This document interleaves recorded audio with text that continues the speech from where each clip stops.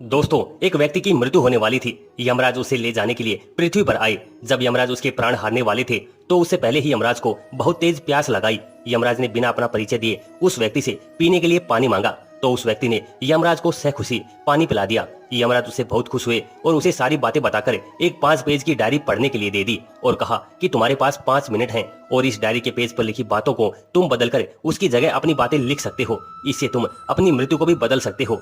उस व्यक्ति ने डायरी का पहला पेज खोला तो उस पर लिखा था कि उसके भाई की लॉटरी निकलने वाली है और वह एक करोड़पति व्यक्ति बनने वाला है। यह देखकर वह व्यक्ति जल भुन गया। उसने सोचा कि उसका भाई तो एक करोड़पति बन जाएगा और वह खुद एक साधारण व्यक्ति का जीवन गुजारेगा। इसलिए उसने डायरी के उस पेज पर लिख दिया कि उसके भाई की लॉटरी ना लगे। इसके बाद उसने दूसरा पेज खोला जिस पर लिखा था उसके दोस्त को बहुत बड़ी नौकरी मिलने वाली है। व्यक्ति ने उस पेज पर लिख दिया कि उसके दोस्त को नौकरी ना मिले। इसके बाद उसने तीसरा पेज खोला जिस पर लिखा था कि उसकी पत्नी चुनाव जीतकर मंत्री बन जाएगी। व्यक्ति ने सोचा कि अगर मेरी पत्नी मंत्री बन गई तो वह मेरी कोई इज्जत नहीं करेगी। ये सोचकर उसने वहां लिख दिया कि वह चुनाव हार जाए और इसी तरह वह पेज बदलता रहा और समय उसके हाथ से निकलता रहा।